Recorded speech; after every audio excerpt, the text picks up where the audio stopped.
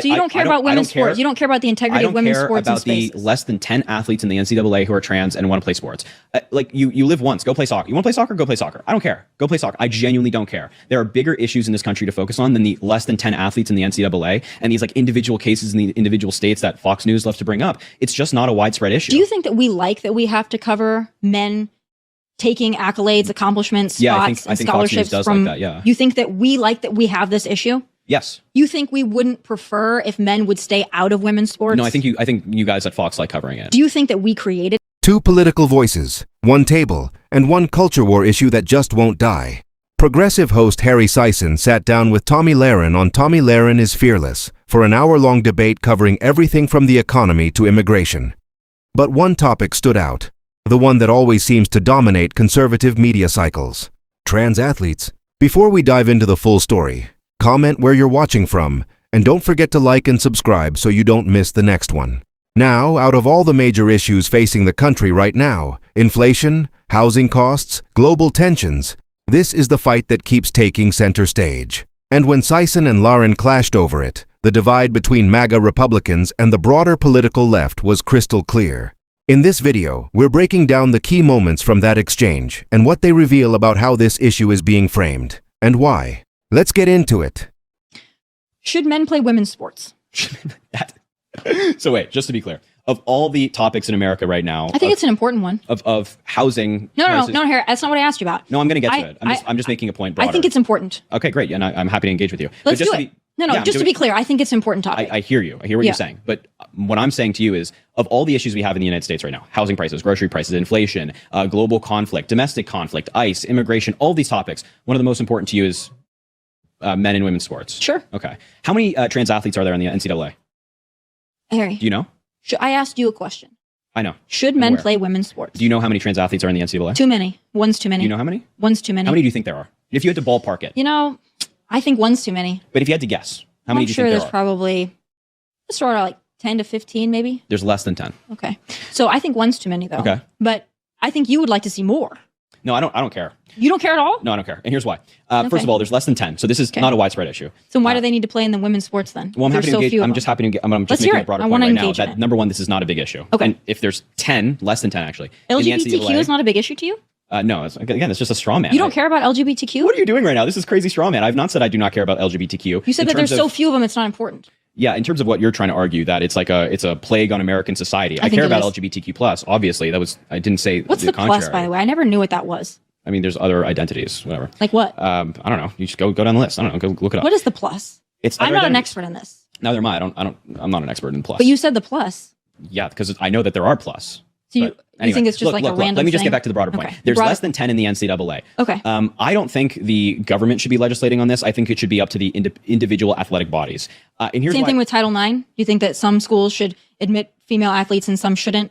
Title IX in terms of like women's sports. Women, what do you mean in terms of admitting? Okay, so I'm just not familiar with what you're asking. What you're saying is that you think that each school or each state should decide? No, I think each athletic body. So like the NCAA or the NBA or whatever, they should have their own regulations. So then, do you feel the same thing about how they apply Title IX? But how are you applying I'm saying, like, if you think that each body should decide, would you have a problem if the NCAA said we're not going to do women's sports anymore? I mean, yeah, I'd have a problem with that. But I mean, are you said they should be able to apply Title IX as like? Are you asking me? Do I want NCAA to take over Title IX in its entirety? Is that what you're asking? No, I'm saying that if you think that each body should be able to decide, because that's what you're saying here. Yeah. Then do you think that each body should be able to decide how they're going to honor Title IX? I mean, so again, what are you So Title IX was designed to protect and to create a space for women in sport. Sure. Okay. Right. Yeah. So I think it's fine for the government to be involved in that. But when it comes to these independent bodies, I think in terms of who can compete, it's up to them. I mean, they already have regulations on who can and can't compete. If you're not in college, if you're 30, you can't go back to the NCAA, right? So they have their own regulations. I think it's up to them to figure it out. I don't want politicians figuring it out. I don't think that Republicans or Democrats in Congress have any better sense of this issue than you or I. I think we should leave it up to doctors and the doctors that work in these independent athletic agencies. What are the doctors going to tell us? I don't know. Talk to the doctors. What a woman We're not doctors. We're not doctors. Well, I'm not a doctor, but I know what a woman is. Sure, great. But doctors have far better insight on this. I want to ask you a question. Yeah. Because every Democrat that I ask about this, they get very upset. And I think they get upset for two reasons. Some of the liberals that I talk to, they get upset because LGBTQ is very emotional for them. So that's one reason that they get upset, because they're very concerned about trans people. So that's one reason they get very upset. Fair. I think you should and the second reason, and the second category they think that you fall into, is that They know that it's absurd and they don't want to answer for it. What's absurd? Men and women's sports. No, I've said this Should time and time men again. be in women's sports, I've said Harry? this time and time again. Well, okay. Should Again, they? More nuance. Is the government legislating this, or are you just asking a philosophical I'm question? asking you, in general. Yeah, Should men play in women's sports? I just don't care. You don't care. No, I don't care at all. So you don't care about women's sports. You don't care about the integrity of women's sports and I don't care about spaces. the less than 10 athletes in the NCAA who are trans and want to play sports. Like you live once. Go play soccer. You want to play soccer? Go play soccer. I don't care. Go play soccer. I genuinely don't care. There are bigger issues in this country to focus on than the less than 10 athletes in the NCAA and these like individual cases in the individual states that Fox News loves to bring up. It's just not a widespread issue. Do you think that we have to cover men taking accolades, accomplishments, Yeah, spots, I and think Fox News scholarships does from? like that, yeah. You think that we have this issue? Yes. You think we wouldn't prefer if men would stay out of women's sports? No, I think you guys at Fox like covering it. Do you think that we created it? Oh, I think you've manufactured crisis. Yeah. Do you think that we said that men should play in women's sports so that we could cover it? No, I'm not claiming that. Why are men playing in women's sports? I mean, I think society has evolved in our understanding of gender and sex, and we have new medication that changes people's hormones and things like that make them You're more in favor aligned of with their that? desired. What? You're in favor of that? Hormone therapy? Yeah. The same hormone therapy we've had for 30 years before this. So you think that children should be taking puberty blockers? Children were already taking this before anything. Let's stop right there, because this is where the conversation usually gets twisted. Tomi Lahren frames it like there are only two possible explanations for Democrats. Either they're emotionally obligated to defend the LGBTQ community no matter what, or they secretly know this whole situation is absurd and just don't want to admit it. But there's a third option, and honestly, it's the one that makes the most sense.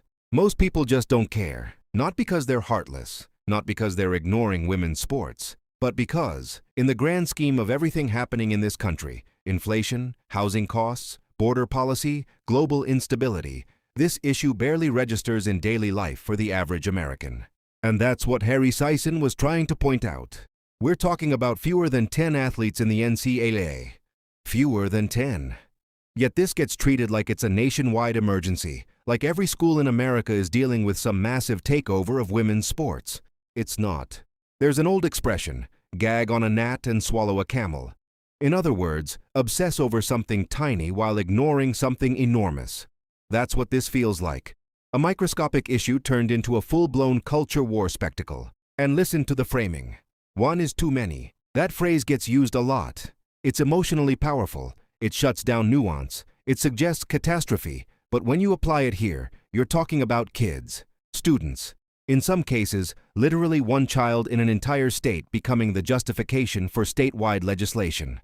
Think about that. In states like Ohio and West Virginia, laws were pushed over a single student. One, not hundreds, not dozens. One child trying to participate in sports, often just trying to fit in, make friends, feel normal. You don't have to agree with every policy position to recognize how intense that response is. Writing legislation that affects thousands of students because of one case? That tells you this isn't just about sports. It's about symbolism. And here's another layer that doesn't get talked about enough. For years, decades, many of the same voices now claiming to defend women's sports openly mocked women's leagues. The WNBA was a punchline. Women's soccer ratings were dismissed. Suddenly, those same commentators are the loudest protectors of female athletics. It raises questions. Is this truly about safeguarding women's competition, or is it about finding a politically effective culture issue? Trans people make up a very small percentage of the population. They're not a powerful voting bloc. They don't have massive institutional leverage. That makes them an easy target in a political strategy built around rallying outrage. And when media coverage amplifies rare cases over and over again, it creates the illusion of scale. People start to believe this is happening everywhere, every school, every team. That's simply not supported by the numbers. Now, when we're talking about elite competition, NCAA championships, professional leagues, the Olympics, that's where governing bodies exist for a reason. They already set rules about eligibility, age limits, performance standards. They consult medical experts. They create policies. That's their job. The question is whether this belongs in Congress, on campaign stages, and at the center of national political messaging, or whether it belongs within the organizations that actually run sports. At the end of the day, this debate revealed something bigger than athletics. It showed how one side sees this as a defining cultural battle, and the other side sees it as a distraction from larger, more urgent problems. So now I'll ask you, do you think this is a crisis that demands national political attention?